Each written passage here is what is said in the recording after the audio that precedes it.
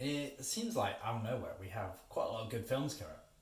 Thank God I don't have a job at the moment. Ghosts, Paul Rudd, non-irritating cast of kids. Welcome to Rich Reviews, Ghostbusters Afterlife.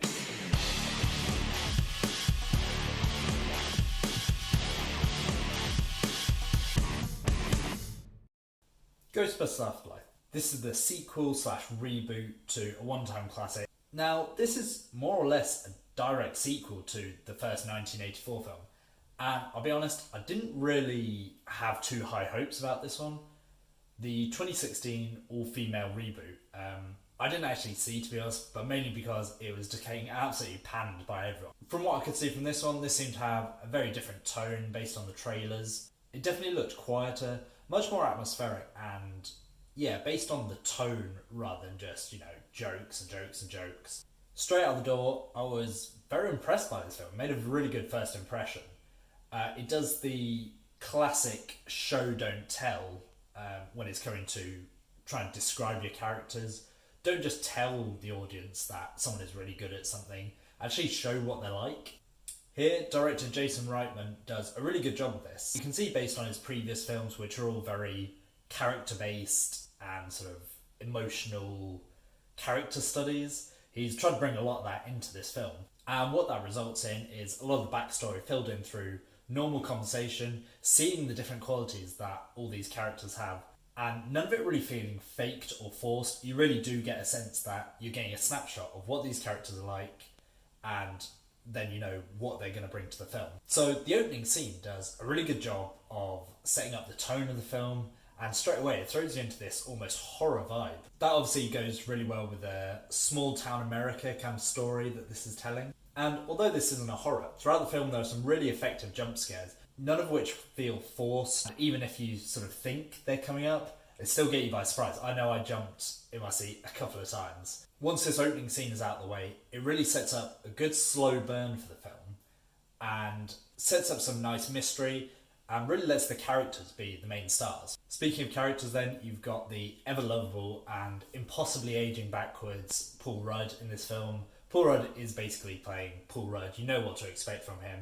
and it's just absolutely impossible not to enjoy his performance here. He's got some really great chemistry with the amazing Carrie Coon, but really it's all the quirky kids who really steal the show. Somehow they managed to avoid being annoying movie kids that you might expect from a lot of films. None of them are stupid or do any stupid decision making. You don't at any point think, oh, they mucked that up, of course, they're a kid. No, here they're all very capable and very personable as well. They've all got some really interesting characters to them. The main girl here, Phoebe, is played by McKenna Grace, and she's the classic smart, geeky kid.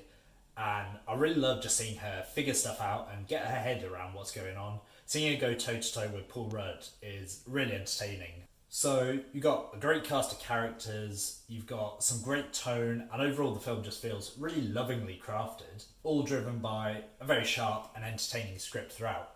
It's really only in the plot that I start to have a few grievances. So the plot follows Carrie Coon's family. They have to move out of the city and into this old house left to them by Carrie Coon's estranged father. As they start to explore this house, it becomes evident that there are some ties and links to the Ghostbusters. And obviously, they have to work out what the mystery is and what is going on in this town. Now, it does lean pretty heavily on the very first 1984 film, even to the fact that it's pretty much just repeating a lot of that plot that we've seen in that first one. It's actually really similar to what happened with Star Wars Force Awakens, where that went from having some nice callbacks and throwbacks to the original to basically being a remake of that first film that it's trying to emulate. Almost, plot beat for plot beat. It's at this point in the film where it becomes a little bit confusing who this film is really aimed at. You've got the younger cast of kids who are leading the film, really, which does suggest that it's aimed more towards kids, but then also is leaning really heavily on the old film, which many younger generation wouldn't necessarily have seen. So all these callbacks and references and little in-jokes might well fly over the head of a lot of them, especially when they start bringing back some of the older cast in small roles throughout the film. It's not really clear who this is going to land with, but I've got to say, even as a casual fan of the original, I did catch quite a lot of the references. I did really enjoy them throughout.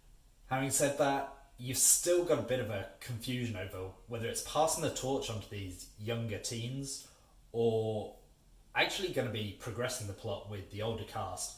There's a post-credit scene which makes it really confusing actually, and does suggest that they're almost going to carry on that original story. Very similar to how the Star Wars sequel trilogy carried on the plot with some of those old legacy characters. Ultimately, all of the mystery of the plot ends up coming down to a finale that, if you've seen the original, you'll really expect what's coming, and is quite a bit lackluster from an action point of view. But emotionally, there's some bits that really resonate, and it's fair to say even tear you up a little bit. Especially when it's paying tribute to Harold Ramis, one of the writers of the original film, who sadly passed away several years ago. Now, some other small gripes. Anyone that knows the original knows what an absolutely banging theme song it has. It's very upsetting to see that it basically is saved for the credits in this one. Yeah, it wouldn't really have fit throughout the film, but it would have been really nice to see it referenced either in someone's phone ringtone or just some small little joke like that.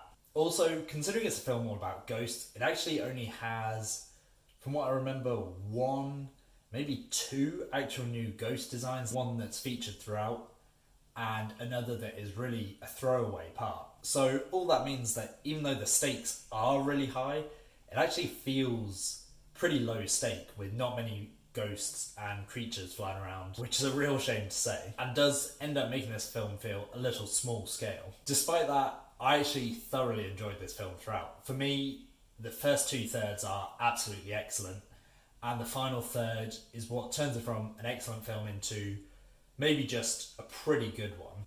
And overall, that is only because it relies a little too heavily on the original. But overall, there is a lot to like about this film. It's very entertaining throughout. There's some great tone and atmosphere, and it's just a really well constructed film. For me, this is definitely a good time in the cinema, and I'd have no problem paying full price for it. Okay, so that's my thoughts on Ghostbusters Afterlife. Let me know what film from the 80s you'd like to see a new sequel to. Thanks for watching. I'll catch you guys in the next.